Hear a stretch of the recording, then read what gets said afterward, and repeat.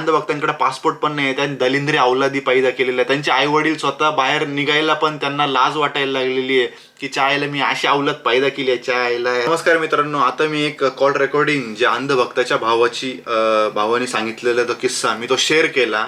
तर काही लोक म्हणतात की सगळं स्क्रिप्टेड आहे आणि असे झाटुपट निचाड दलिंद्री अंधभक्त अशी अवलाद तयार झालेली आहे आपल्या महाराष्ट्रातच नाही, आपल्या भारतात पण. पण आपले मराठी माणसं स्वतःहून एवढे गांडसाटे झालेले म्हणजे कोणते अंधभक्त खरे नाही. आता आपण हिंदू आहे, खरे हिंदू आम्ही हिंदू आहे. तर आता मी बोलतो तर मला लगेच म्हणता की हा काँग्रेसचा आहे आणि लगेच ते सोनिया आणि ते तसे मला कमेंट टाकतात. अरे चुतन्न, मला काहीच घेणं देणं नाही कोणाशी. कशाला तुम्ही मंदबुद्धी मला म्हणजे तुम्ही मला दुसऱ्याच्या हे करणार, मुसलमानांशी जोडणार. अरे तुम्ही छत्रपतींची शिकवण घंटा ब्यांच्या तुम्ही घेतलेलीच नाही, तुमची लायकी पण नाही आहे. छत्रपती शिवाजी महाराजांनी कोणत्याही स्त्रीला कधी वाईट नजरेने बघितलं नाही किंवा कोणत्याही स्त्रीसोबत गलत कृत्य होऊ नये याची खबरदारी घेतली, चाहे ती हिंदू असो मुसलमान असो कोणती पण असो. पण आपल्या महाराष्ट्रामध्ये एवढे अंधभक्त निचाड आणि दलिंद्री अवलाद तयार झाली आहे. त्यांच्याबद्दल कितीही काही बोला, त्यांना कितीही घोडे लावा तुम्ही, त्यांना तरी त्यांची गांडच लाल असं त्यांचं म्हणणं आहे.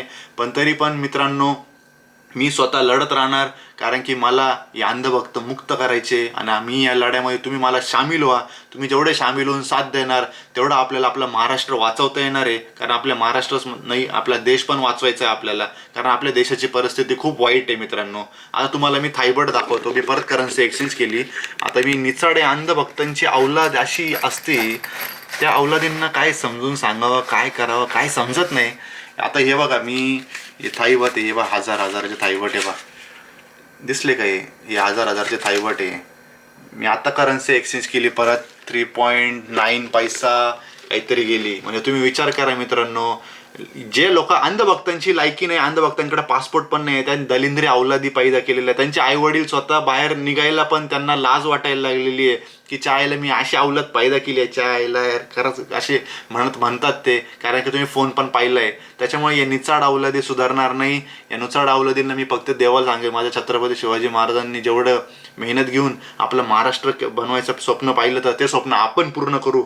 काही टेन्शन घेऊ नका. हे राजकारणाची गांडसाठी असणारे यांना आपण नक्की सुधरू. तुम्ही फक्त साथ द्या मित्रांनो.